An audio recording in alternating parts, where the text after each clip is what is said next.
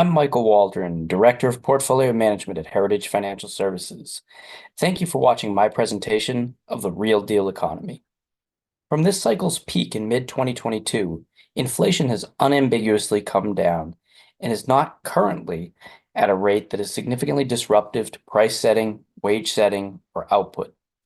Going a bit deeper, the highest inflation readings occurred when every component of the average consumption basket was contributing materially to higher prices. Currently, energy, core goods, food, and recreation are at or below sustainable equilibrium levels. The two components that continue to hold inflation above the Federal Reserve's long-term target are shelter and auto insurance. While the increase in auto insurance rates is contributing above its normal amount to inflation currently, it's a relatively minor component and, in my opinion, is a benign concern in the big picture. The key contributor is shelter. With home prices and rents still increasing, there remains a seeming imbalance. Demand for housing is in excess of supply, pushing prices higher to clear the market. Breaking shelter inflation may be difficult without some softening in the labor market or mortgage rates moving high enough to tamp down buyers' ability to stretch to higher price points. Regardless, with inflation in the low to mid 3% range, a federal funds rate between 5.25% and 5.5% is high. The market expects rates to decline, as priced in the yield curve. The Federal Reserve also expects rates to decline, with the expected federal funds rate 4.6% at year end and heading down towards 3% by the end of 2026. As inflation came down in 2023, we were able to navigate nimbly with our asset allocation. We started 2023 with our foot on the gas, more aggressively allocated than our baseline. This was the right positioning, as equities produced exceptional 6-month returns. As the summer of 2023 came around, we started to rebalance from equities to fixed income. Then equities dropped by double digits, while fixed income drew down only a few percentage points.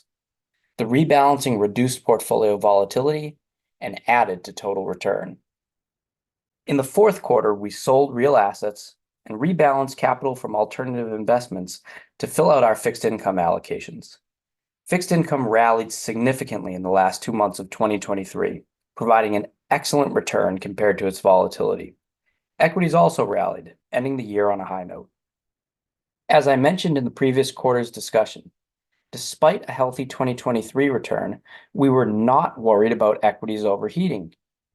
2023 came after a deep decline in prices in 2022. The 24-month cumulative return was effectively zero. Meanwhile, business revenues and profits grew steadily, leaving businesses far more attractive than at the beginning of 2022. Same price, higher profits, and 2 years of realized profits combine into a nice launching point. As you can see in the light blue segment on the graph, 2024 is off to a strong start, with global equities posting nearly an 8% return for the quarter. What we find encouraging in the 2024 return data within equities is the breadth of the positive returns. 2023 was a great year in aggregate, but it was carried by the tech sector, or, as has now been widely coined, the Magnificent Seven. That is not a particularly healthy or sustainable rally. 2024 has seen broad participation across sectors, with energy, financial services, healthcare, consumer discretionary, technology, and industrials all above 7%. As you know, we added to fixed income primarily during November 2023.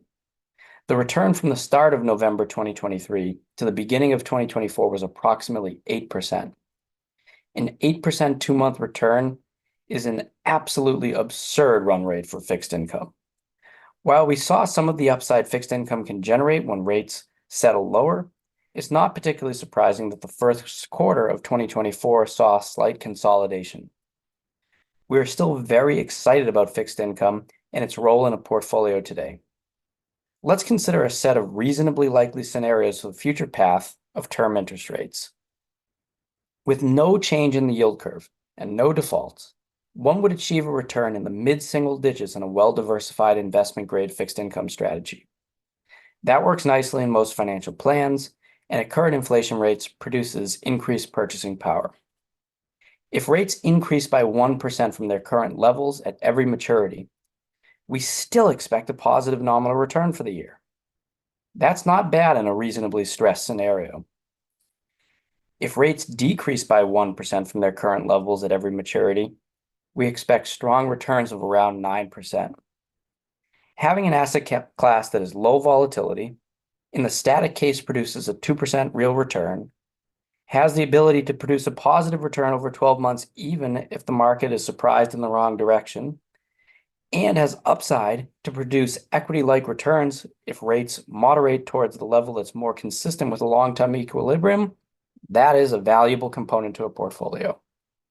And not only is it valuable in theory, it has historically performed. In the last 5 rate hiking cycles, after the Fed ceased to increase the federal funds rate, term bonds produced an annualized return of 7.8%. Cash returns, while tempting at the beginning, only produced an average return of 3.6%, and equities performed above their overall average return with a 12.3% annualized 3-year return. The message: term fixed income and equities are set up well. Cash is a siren, tempting investors away from other asset classes, but with results that don't hold up historically. Year over year, we're more excited about fixed income in portfolios. We believe that yields plus eventual rate declines in equilibrium are consistent with returns surrounding 6% annualized. By no means are we negative about equities, but we've taken the edge off of our enthusiasm that we had going into 2023 after accruing a fair amount of the tailwind we expected for repricing above profit growth rates. Summarizing, how have we navigated markets? We actively adjusted portfolios throughout 2023, capturing strong equity returns and building out our fixed income allocation, most notably towards the end of the year. So what's the real deal? We expect to continue to see data on inflation and the interest rate policy and market response to it be primary drivers of volatility in asset class returns. The first quarter of 2024 was all equities, but recall fixed income just came off a rapid increase in price, and we're very constructive on its role in portfolios for the upcoming year. The equity rally in the first quarter of 2024 was broad-based and a healthier sign of a true bull market, unlike 2023 that was uneven and skewed by tech. Long-term investors should understand that investment-grade fixed income is priced with unusually strong real yields, which is a cushion of safety in a well-diversified allocation and should play its full role in a risk-managed portfolio today.